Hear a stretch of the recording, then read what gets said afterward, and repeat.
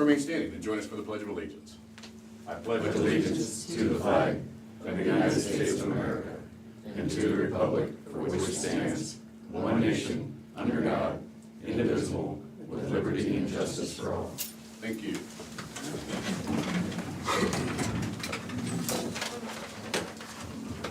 Welcome you all to the Board of Supervisors meeting this October 10th, 2023. Do we have any changes to the tentative agenda? I have none. Okay, next we have meet with department heads and elected officials. Krista Poggemiller, Health Department. Good morning. We continue to be busy over there. Still giving flu shots. Periodically, we are getting some COVID vaccine in.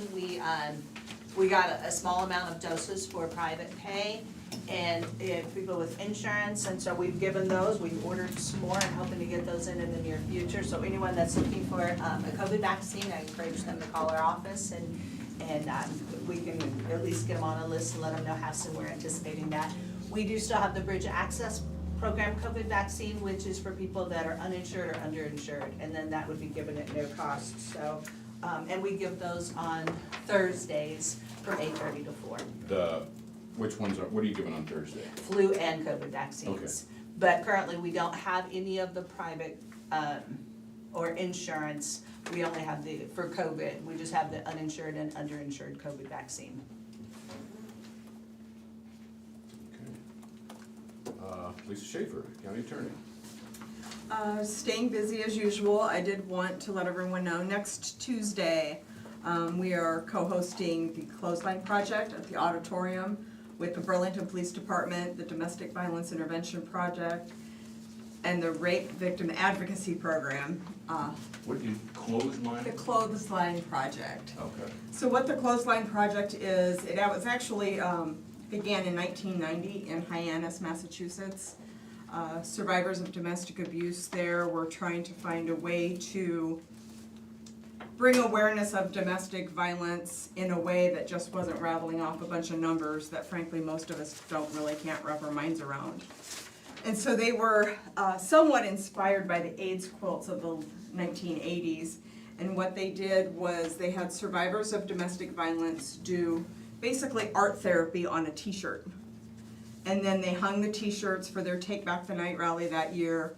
They hung the t-shirts on a clothesline, which was of course supposed to be symbolic because back in 1990, laundry was still considered women's work. And they wanted to make that symbol as well. Since then it's grown. Nearly every state has some form of the Clothesline Project. We are lucky to host it this year. We're the first county to host it since pre-COVID. And so right now it is housed at the Rape Victim Advocacy Program in Iowa City. So we are encouraging everyone to attend. Again, it's on next Tuesday on October 17th from 5 to 7. Shane will be there to do the invocation and speak on behalf of the board. We have other local speakers just to do some beginning opening remarks. We also have a survivor who's going to be kind of the keynote speaker.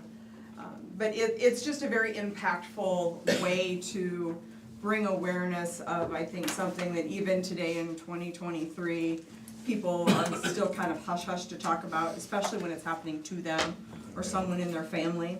The other thing that we are going to do, because we have DVIP and RVAP there will also be peer support and advocates available. So if anyone does want to stop and talk about their experiences or reach out and seek some services, the auditorium has agreed to let us have a couple of private rooms so that we can direct people to that, and we will have people available to assist them. But it's a very impactful visual and audio display, and so I encourage everyone to attend. We've been working on it for quite some time. We were very, considered ourselves very fortunate that we were able to get the project up and running again. I think with COVID it just kind of went to the wayside, and so the director at the time, Adam Robinson of RVAP, was more than willing to come down and assist and help us in getting it set up. We will also have t-shirts, brand new t-shirts available, as well as art supplies for anyone who feels that they would like to add to the project. Our goal is to take whatever shirts that get created in Des Moines County, keep those here in our local programs so that this can be a yearly function, but eventually grow to a point where it is just our t-shirts. How much are the t-shirts? How much are the t-shirts? They're free. Alter Scrap was generous enough to give us a $500 donation. So we have been able to use that to purchase t-shirts, art supplies, refreshments. There will be coffee, water, cookies or something of that sort. But for the most part, it will just really be almost like a gallery where you just go in and look at the shirts. They'll be hung throughout the auditorium, the main auditorium in the hallway. The only thing that we really had to battle was the haunted house, which isn't going that day, but there were some things that we're gonna have to find some unique ways to cover up that they just might not be appropriate for that event. Alrighty. Rodney Bleasner, maintenance. Good morning. Pretty busy. If you look at the handout I kinda gave you guys, I went to the Tiger Grant meeting, last week. So they kinda had a traffic pattern laid out from when they do gonna do the construction here between Columbia and Court Street. They're looking like right at the tail end of October, they gave November, like the 1st of November, but it could be just the tail end of October, 1st of November, for them to get down this way, depending on how construction goes, where they're at. So the first page, if you look at it, they're considering that's phase 1. So they're gonna be tearing out the east side of Main Street, from Court to Columbia. So that'll be phase 1, take 2 to 3 weeks. The arrows kind of show the traffic pattern. They're gonna use the west side of Main Street to keep a north and southbound lane open at all time. So we will have some challenges there with employees or people that park in the sheriff's office that have to cross the street to get to the courthouse. So still kind of working with them to see how we can figure out, because generally you don't want people walking through your construction zone, so. My guess is they'll probably do something similar that they did down to the police department and just gravel in a walkway. Yeah. I'm assuming that's kind of what they're gonna do, but that's not 100% yet, so still working on that. Again, that first phase, they're expecting to take 2 to 3 weeks, depending if they find something underneath. They found trolley tracks, down there that kind of delayed things. If they find something like that, it could delay it out to next spring, but they're hoping that they don't have nothing like that. So first phase, 2 to 3 weeks. The second page is phase number 2. It's kind of that east part of the intersection there, and then a little strip up the middle of Main Street. Again, the arrows kind of show the traffic pattern. They're expecting that to take about a week, maybe 2, again, depending on weather and construction. And then the last page is phase 3, which would be the west side of Main from Columbia to Court. So we'll have a little bit of challenge there with the parking lot on the south part of the parking lot. They will do the gravel thing to leave. They were just gonna have one entrance, with that being one way through that parking lot. It's one entry, one exit. We'll have to look at maybe doing something different there with parking with either employees. It'd be nice to kind of leave some space there for the public to come in, also for handicap. And we have So leave a 2 space for felony jury trial Yep. in that time frame. So. Are they gonna build any curb bump outs? There They've will got be. down Jefferson?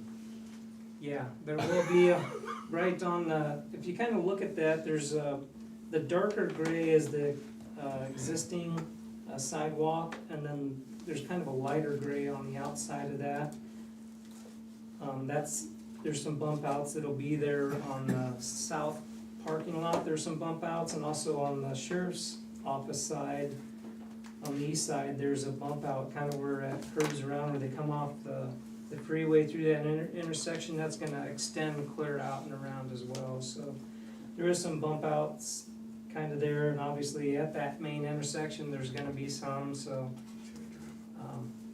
kind of is what it is. But we're working on trying to figure out a plan for this south parking lot, if we're only gonna have one entrance into that. They thought we could come out on Columbia Street. They didn't realize realized there was a sidewalk and a curb there apparently, so I told them that's really not an option. we Nobody's kept gonna that wanna drive over secret. that curb anyway, so. So anyway, we'll figure out something there. That's kind of the plan. That is expected to take 2 to 3 weeks. For that section, the sidewalks will not be done until spring of next year. So they wanna get, kind of what they got going on done, get down here, get the intersection and Main Street done. And then come in and do these sidewalks.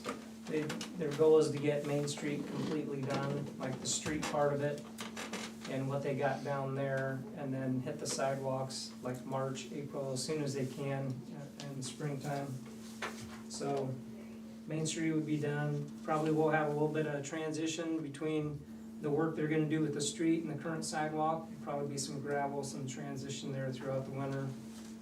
Just some stuff we're gonna have to work around.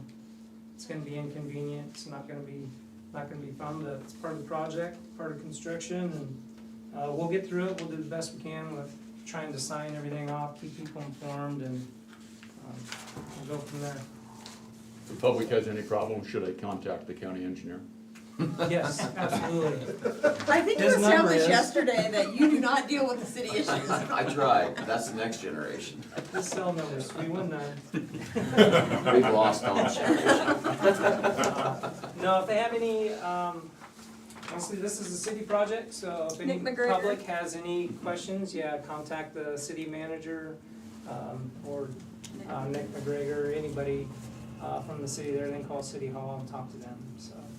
But otherwise, we'll do the best we can on our end to try and get people where they need to go, hopefully make it as painless as possible, but there is gonna be some inconvenience and frustrations, but we'll work through it. All right. Moving right along, Sheriff Kevin Glendinning. Good morning. We've got plenty going on, not a lot of news for the board though. We will be at Trunk or Treat at 34 Raceway this Saturday. That's going from 2 to 4, so if you and your kids are available, bring them on out. They set up a drive-through through the parking lot. It's a pretty neat event. They usually get pretty backed up and we have deputies out there helping with traffic, but we'll be out there doing that this Saturday. And other than that, our jail's at 90. We have 20 out of county plus 2 juveniles. And we hope to see that come down. We've kind of opened up a conversation with the residential facility. They advised that they were doing some improvements to their facility and they took longer than expected, but now they're gonna hopefully be taking 3 or 4 off of our hands this week. But that list is up to 9, so we need to make some movement on that. All right, we get some movement then. Colin Gerst, IT. Good morning. Nothing really new to report, just keeping busy like always. Okay. Jared Lassiter, Land Use. Morning. Well, we have a work session here after the main meeting to go over the wind and the solar ordinance mainly, and then also some proposed amendments to the wind ordinance, mainly just to streamline that with the solar document. But apart from that, we've got a bunch of subdivisions coming through the pipeline here. We've seen a packet full of them today. We've got they're all pretty basic, minor subdivisions, but they're just sometimes that's how it goes. That you go months without much activity, and then they all end up getting ready around the same time. So, but again, those seem like fairly simple ones. We'll have those coming through to you 2 or 3 weeks from today. So, apart from that, everything just keeping busy as normal. Okay. Trent Hinkelvig, you got anything? I'm here for the closed session. Okay. Janelle Nellie Lundquist, Treasurer's Office. Good morning, we're just keeping busy in the treasurer's office and we do have an agenda item for you. Okay. Sarah Marie, Auditor. Good morning. It's election day, so busy. Lots going on. Other than that, nothing new to report. Okay. How many precincts are open? It's 6. 6, okay. And we will have the canvas on Thursday at 1 o'clock. Okay. Brian Carter, County Engineer. Good morning. Well, I think most people know it already, but I am happy to say for the first time in quite a while that Highway 99 is now open. north of Burlington. So appreciate everybody's patience. I know it's never enjoyable to have a road closed, especially one that is that busy, but I think it turned out well. I think a fair number of people have been really, just couldn't envision it, and they've driven through there for the first time now, and we're happy to see how it all laid in. And there were some nice safety improvements along with it. So right now, I think that's a good thing, and there's still some work to be done on site, but appreciate the contractor kind of grinding hard that last week to get it open there Friday afternoon late. And it's good to have that one at least open and almost wrapped up. So we're working on the next thing, which is, you guys signed the plans. We're working on the hill there on Golf Course Road. We've always said that we were gonna replace that hill once we were done abusing it, and we are on the tail end of abusing. I think it's been used as a detour route a lot in the last 3 or 4 years. So we're working on that. That is a set of plans that'll bid through the DOT this winter, and still working on a bunch of bridge stuff. So I don't know, it's one of those things where everybody's like, well, what do you do now? But really, you try to catch up on everything you couldn't get done while you were in the middle of that. So plenty of stuff going on. We are wrapping up some smaller pinch projects, a couple little shorter, kind of quarter, half mile kinds of things out in the county. So if you get a few calls, that's certainly possible. And as Shane found out from somebody that got a hold of him, there's we are cutting shoulders right now too. I mean, just standard routine, nothing special. Just out doing gravel road maintenance, and this is the time of year in the spring and in the fall, if we need to, the guys try to cut the shoulders and roll the edge, the grass over to the edge so it's out of the way. But in the long run, that helps the drainage on the gravel roads. So plenty of stuff going on. Harvest is still in full swing, so be careful if you're out and about. Sounds like we're finally gonna get some moisture, which I think, obviously, no farmer probably wants it right at the moment, but we could certainly use it on our gravel roads. And just simply, as dry as we've been, period, we need some moisture. So, but be careful, because on the other side of that plume of dust, if you go barreling into that, there might be something on the other side that's a lot bigger than you. So you might want to drive a little more cautiously here over the next 2 to 4 weeks as things keep moving. And otherwise, I would mention too that Lisa and Chris and I spoke yesterday. Empower You, I believe is what the name of that was. Same thing that you were part of last year, Tom, and I'd like to congratulate the chamber. I think that's a really good deal. I don't know how those kids get selected, but I think there's a couple from each school in the entire area from the sounds of it when they went around, and Lisa and Chris. He's just excited because someone raised their hand when they said, he asked if anybody wanted to be a county engineer. He just got really That one person. That is a rarity. It caught me off guard. Then they look Somebody very also higher, just raised kinda like their hand this. to be an attorney. Yeah. And they always love to listen to Chris. Yeah, Chris is very heartfelt with Very his impassioned. line of work. Yes, that's a great way to put it. So he blows me out of the water. I don't have a hurt. So, but anyway, I thought that was a great function. I wanted to say that I'm glad that they do that. So I'm pleased that we're able to fit that in and make that happen. So Yeah. other than that, plenty of stuff going on. If you guys have questions.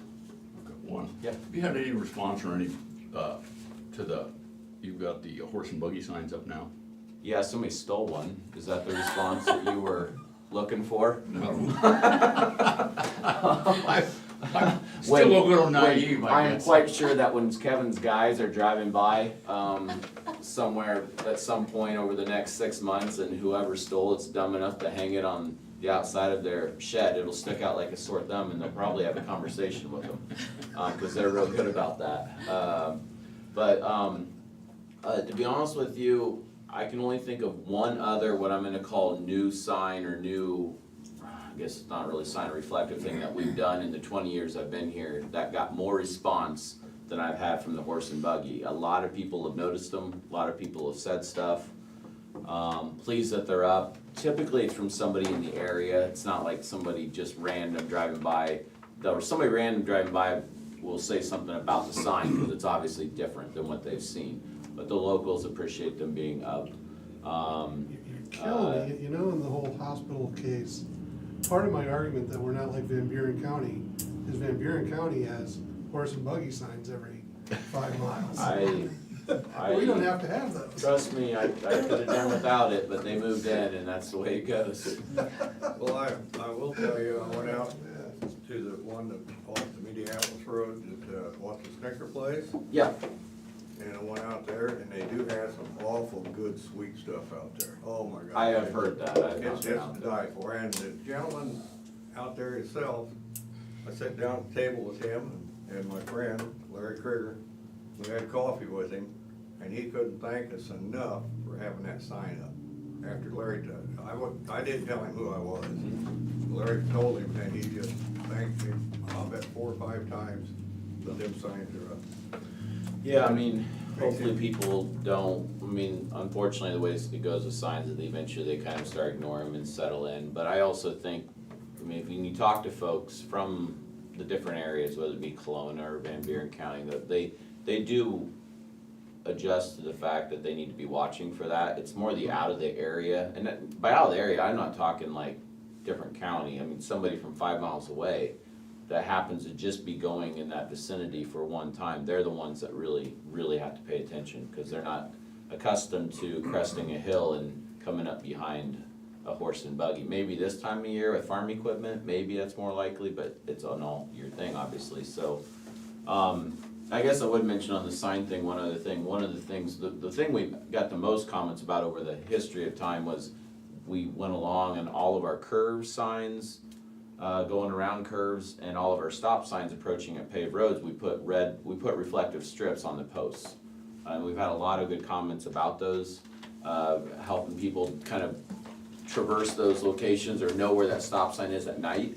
And so one of the things we did with the new 4-lane opening up, as you guys know, we're putting lights at the paved intersections.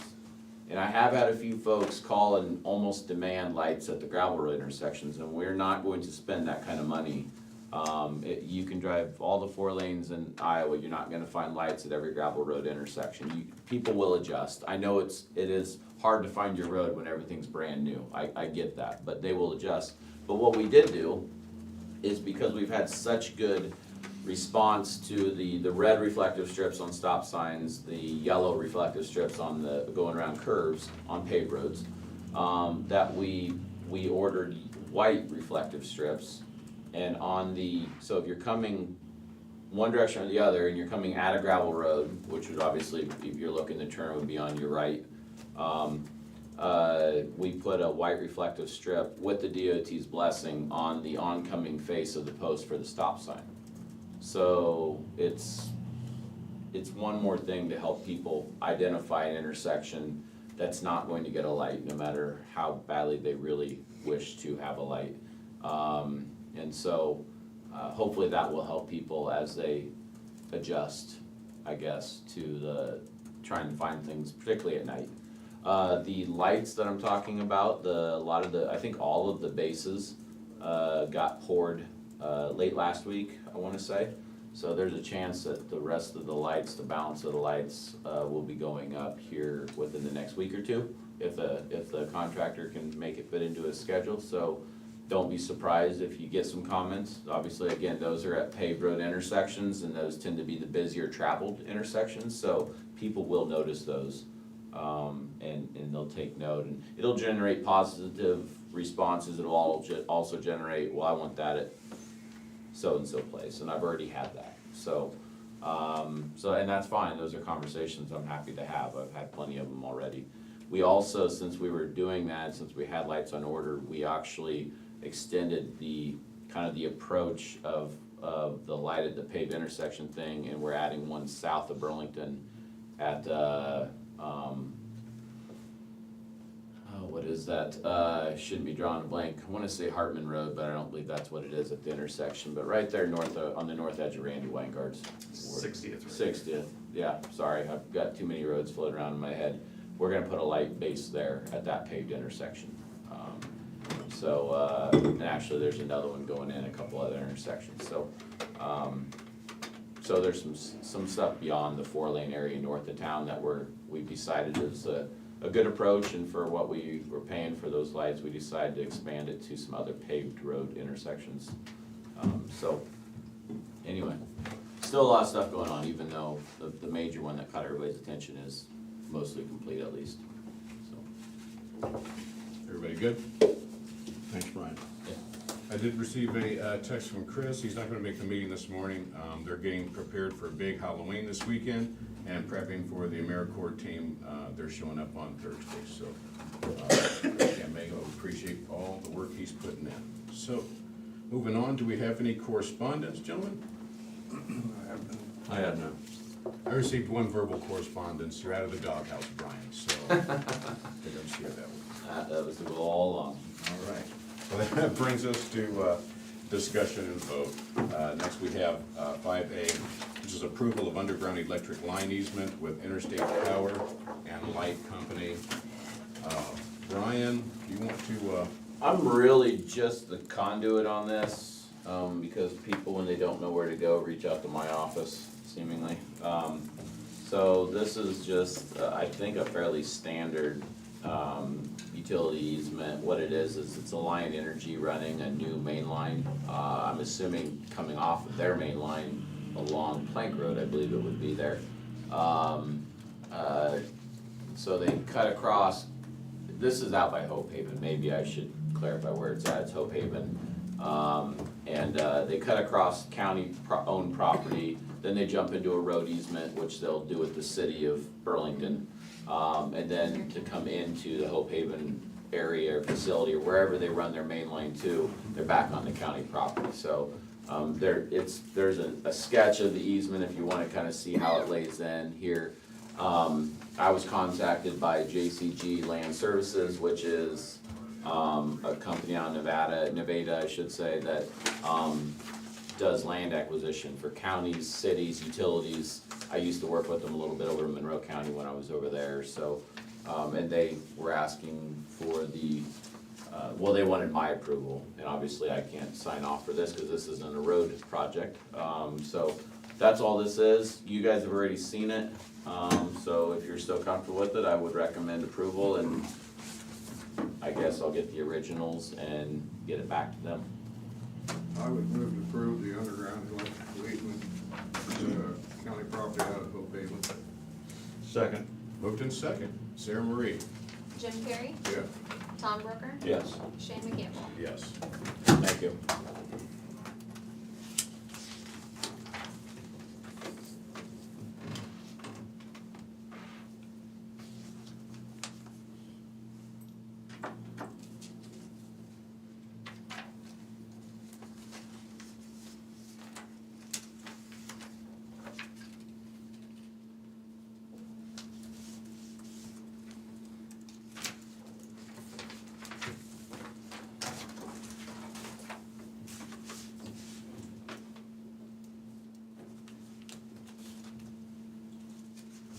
Moving along, next we have 5B, which is a tax abatement request for parcels 16-06, 127-001, and 1608-128-002. It is the Flint Hills Manor.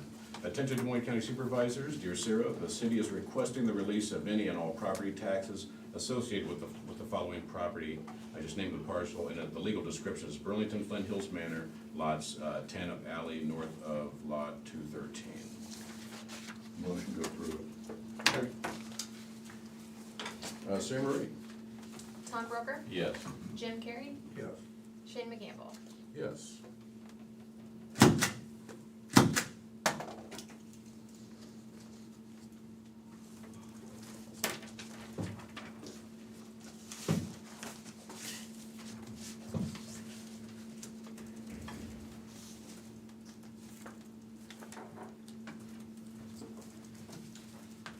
And we have next 3 personnel actions, one for the auditor's office, one for the correctional center, and one for the treasurer. The first one is for Sue Poling. She is the payroll first deputy, and hers is for 14 hours of unpaid time for 9/21 and 9/22. Could I get a motion to approve? Motion to approve. Second? Moved in second. Sarah Marie? Tom Brooker, Yes. Jim Carrey, Yes. Shane McCampbell. Yes.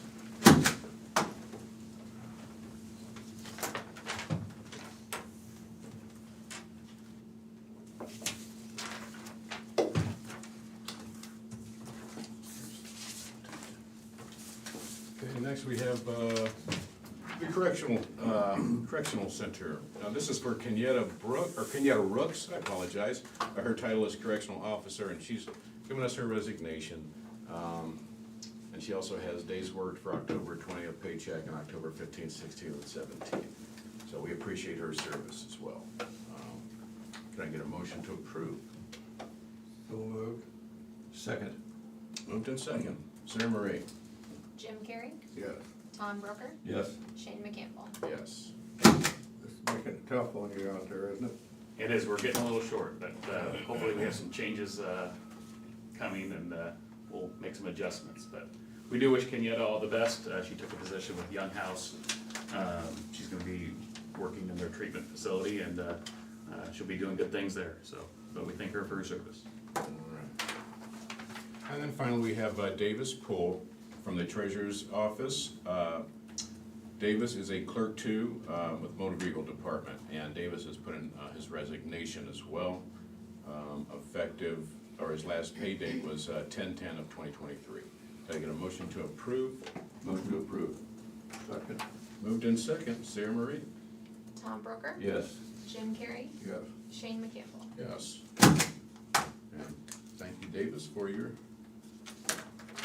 work.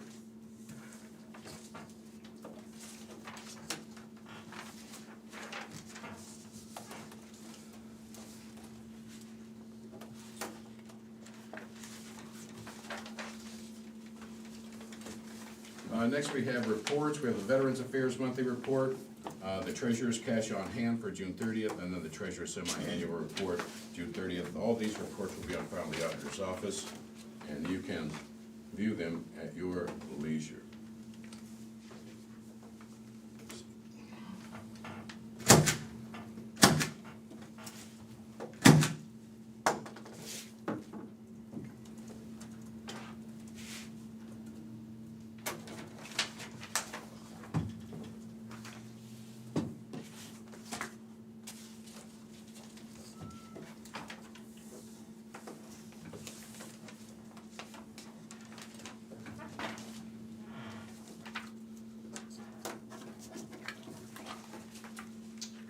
And last, we have 5E, which are minutes for the regular meeting on October 3rd, 2023. The board has already gone over these minutes, and they have been approved. Can I get a motion? So moved. Second. Moved in second. Sarah Marie? Tom Broker, Yes. Jim Carrey, Yes. Shane McCampbell. Yes.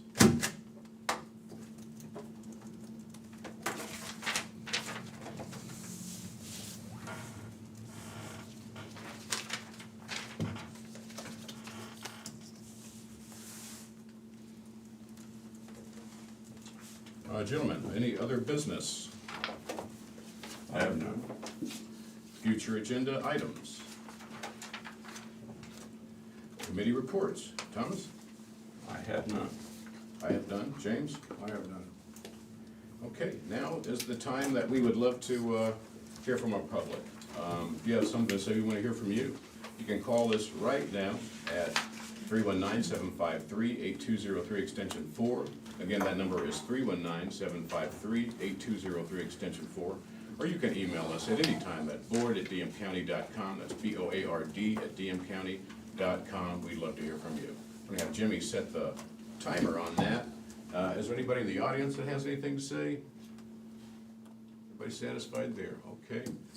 While we've got the timer going, gentlemen, anything? Thomas? I'm at a loss. I just don't believe that. James? One more time.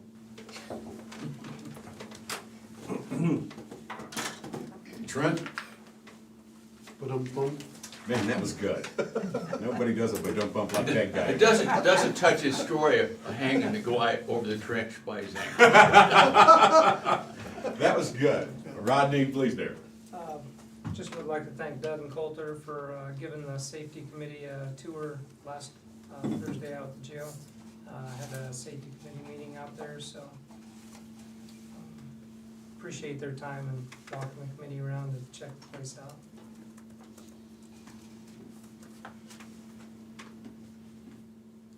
Sarah Marie, Yeah.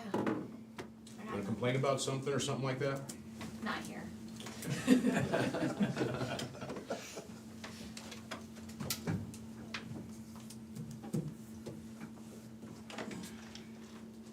Jeopardy. I can add.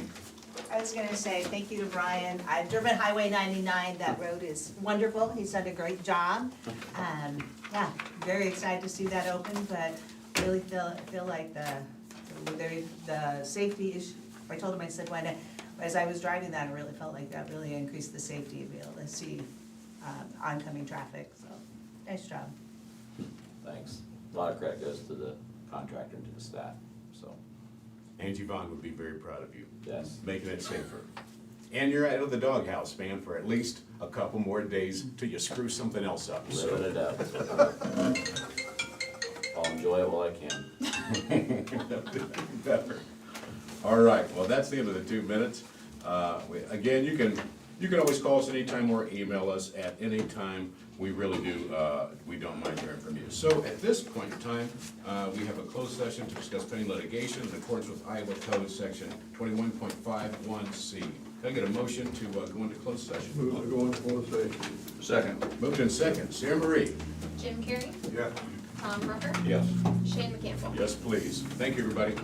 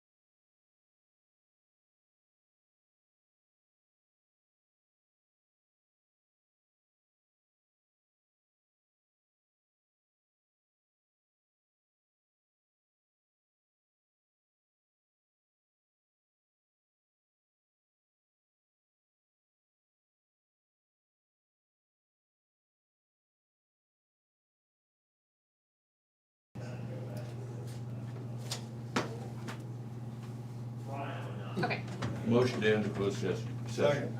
Moved in second, Sarah Marie? Tom Broker? Yes. Jim Carrey? Yes. Shane McCampbell? Yes. Okay, now we have, yeah, with an aye, we're adjourned. Aye. Okay, now we have a work session. Next week, so. Thank you. Yeah, no doubt, thanks a lot. Thank you. You guys have a good afternoon. We'll take a break before we go into that work session, Yes. boys? Yes.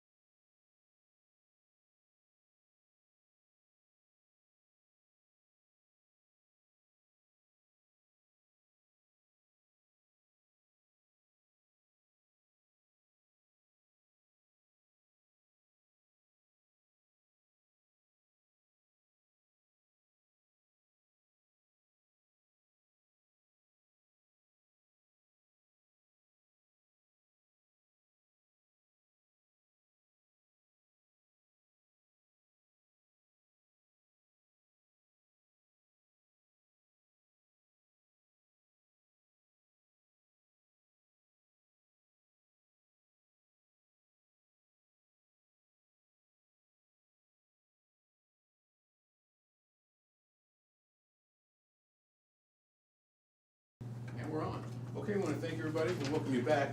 Those of 8 of you that are still here with us. We have a work session with Zach James and Jared Latson. How about that? Jack James. How about that? How about that? Okay, let's get it on. All right, yeah, we got drafts of the solar ordinance and some amendments to the wind ordinance. You guys remember back in July, you guys adopted the regulations for siting and operation of the wind ordinance, and then in August, we did a work session on the ordinance 63, the siting and operation of solar farm energy systems. And at that time, you guys, through our discussion, we had several proposed suggested changes by the board members or others in attendance. One of the things we put in here was about soil sampling, and we can highlight that here in a second if you'd like. And then, as we went through that too, we also noticed there were some things that we were gonna modify in the solar ordinance that we realized we should probably also modify in the wind, just to make them the same, basically the same regulations. So there are some amendments in the wind energy ordinance that are pretty much all to create some consistency between the wind and the solar ordinances. You did get a copy of that updated version, I don't know, a month or so ago, maybe a little more than that, a month and a half ago. Did highlight some of those changes, and then we resent it again last week for you guys to look at. And so this work session's really just to go through and see if you have any other thoughts, questions, comments before we move forward on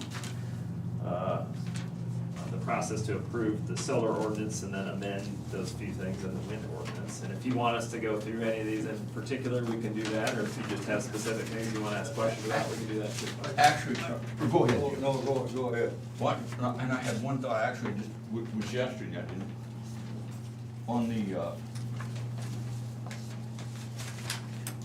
the termination of an abandonment, maybe this isn't needed at all, but what, and I don't, what brought to mind, or whether, what about, end or loss of a lease? If there's some sort of if solar company, Henkelbeck, is leased, Tom Broker's land, and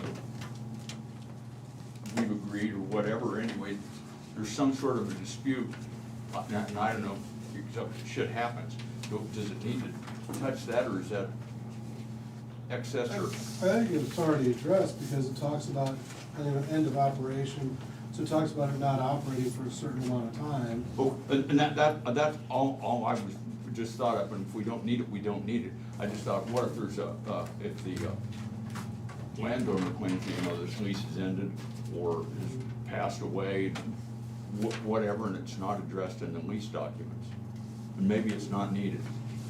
Well, I know we have language elsewhere in the ordinance referring to the regulations running with the land in terms of applying to all future operators, heirs, et cetera. So that kind of addresses that whole aspect of it. That's an heirs and everything, but that applies to both sides then, right? That applies to if solar company Henkelbeck sells it to solar company Lassiter, then all the rules apply to that, or Yes. anything like that. And if Tom Broker, my grandchild, Joe Broker.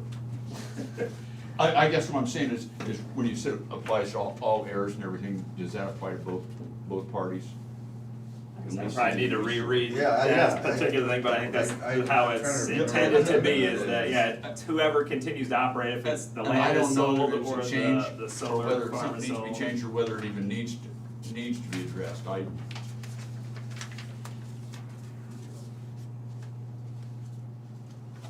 Other than that, I haven't really seen anything That's what I was gonna say, I appreciate you sending this out twice, and that gave me some good reading material while I was sitting home the other night. And, about the third time through, it's fascinating, this thing. I mean, the biggest change we made, and I can't remember if we had this in a work session, was on, let's see, page 8. I think was the stuff about the soil sampling. And that was something we have a consulting firm that we do other projects with, and I just happened to be on a phone call with them and said, hey, I've got a question for, we're doing this solar ordinance. What should we do?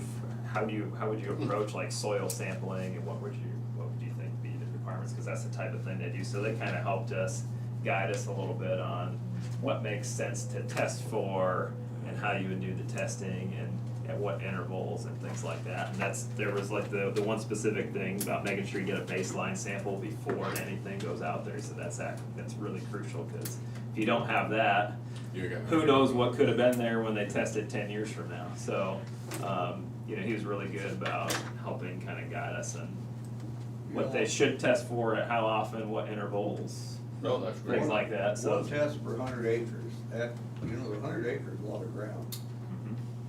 But you go out here, let's say you get the middle of that 100 acres, you don't know what this 100 acres is gonna join them on the edge. You might have clay over here, and you might have nothing but just granular dirt or sand. That's, Brian, how's that work? But it's good.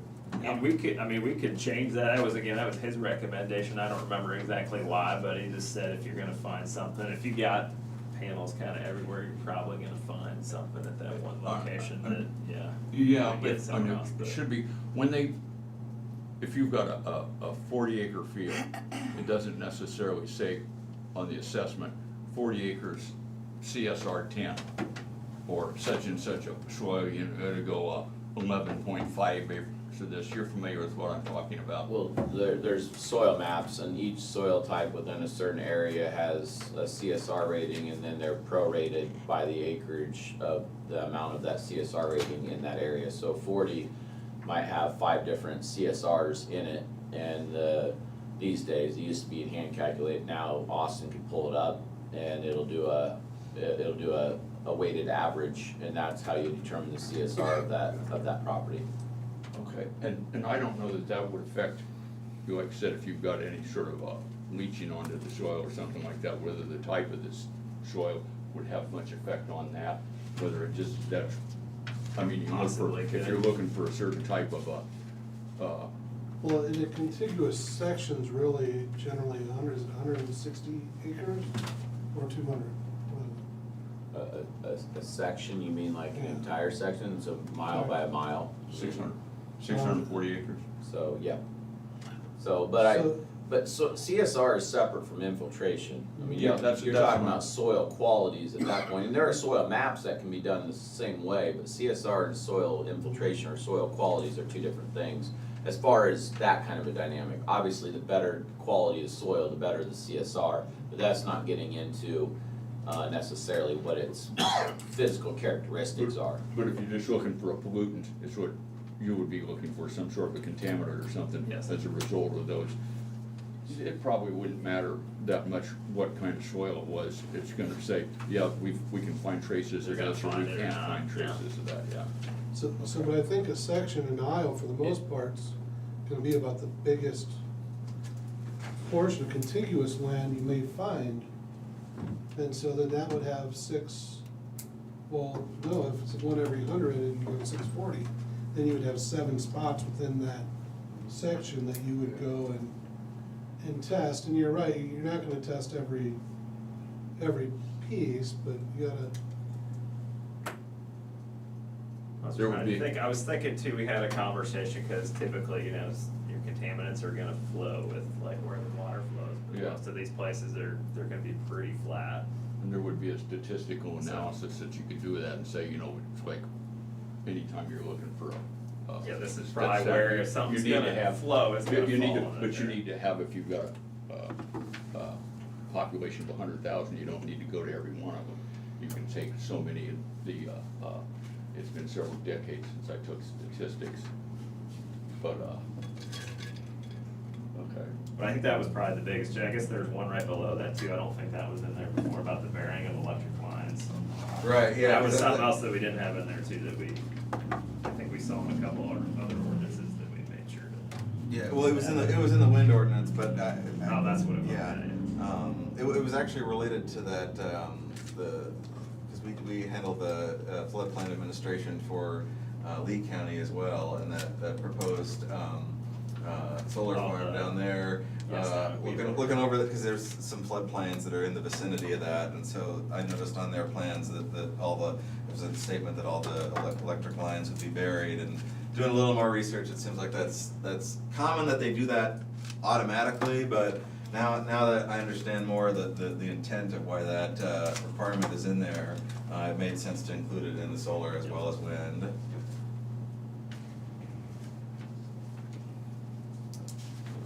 Tell you what, Any other? I've read it, looked at it, I want to honestly say I've read through both of them, and, I'm satisfied with them. Some of the stuff I don't like so I don't know, but you Well, I you think check some of with it people that too, do know, so. You but- won't know until we get The- something. Well, too, that's you know? that's And true too, so, You yeah. go through it once or twice and you learn a lot going through that, so. And once I assume somebody comes here, you know, and they've got some sort of a proposal that said this is what we're looking at, and then you compare that to what you've got. And, but yeah, I went through it, and the only thing, like I said, it came up about the lease, but if that doesn't seem to be a worry. I made a note That's of it, all. we're gonna go through it again, just double check, see if there's something But, maybe we're missing. Excellent, thank you guys for the work, man. You guys put some time in on that, and, yeah, I'm not a professional, but it looked good to me. I didn't see nothing I had a problem with. I think the key is, now that we put all this time into, is get it in place. Get it enacted, get it there. There are people actively, companies actively looking in the county and Yeah. having it in place, and then we come back and we learn. Yep. Yeah, I mean, we adjust, just like the dog ordinance and other stuff, you learn then, and then you amend it, and you move on. So I think you're in that I spot. think we're good, yeah, I think we're. yeah, we've come a long way from our first meeting. And there's been a lot of time. Yeah, so, but, and I'm not saying time was wasted, I. No, not at all. Some good, Every we've bit got of a it was good good conversation. ordinance. But no, I think that's kinda, I agree, we just need to get something in place, and then, assuming somebody comes in, go through the process and Yeah. see how it works, and then if we Yeah. feel like there was something that I think we got. didn't go right, or that we need to adapt to, then we do that at that So time. you dumb bastards. I'll point the finger up there to you guys, and I'll take the blame. I blame Zach for everything, so I, whatever, huh? yeah. But no, No, I mean, I think we've given a pretty good effort in a lot of review, Right on. both I wanna internally, but looking outside and other resources and trying to best understand, you know, how other people I do want to this. thank both of you So- for all the hard work you done on it, it makes it easy for us. Jared's done most of the heavy lifting, so I'll give him most of the credit. He's done a great job on this. All right. Oh, Jared, thank you for the little neighborhood map, Mike. Children thought that was fun, and my sister didn't know that, because my mother would have been pregnant with her during that census. So, she didn't know that they lived on South Ninth. Oh, well, this is the sandbar map thing. Yeah. Anyway, It's so- completely unrelated. So anyway, Yeah. before I forget, I wanted to thank you Okay. for that, Oh, we okay. enjoyed that. Yeah. All right.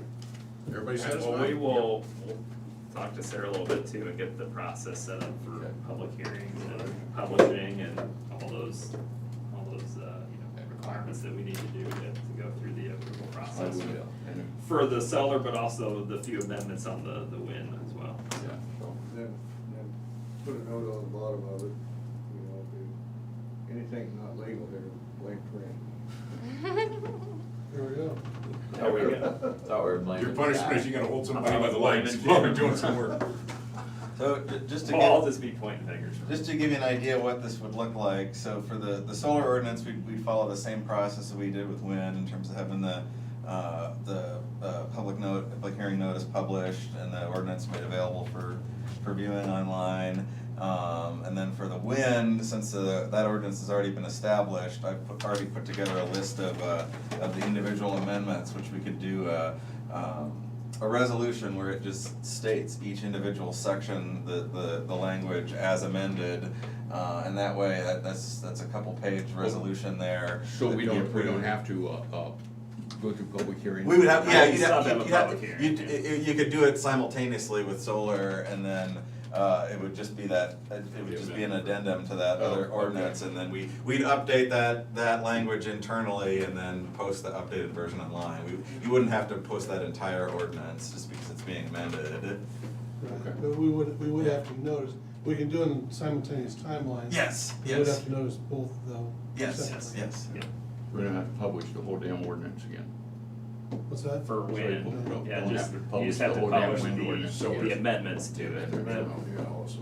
but for solar, yeah, we have to. All right. Well, if there's nothing else, Thank you, gentlemen. Attaboy, attaboy. Thank you. everybody gets one, pass them out. Thanks, It's Sharon. exciting. All right. And then we get somebody to come in, and then we go, okay, what do we do?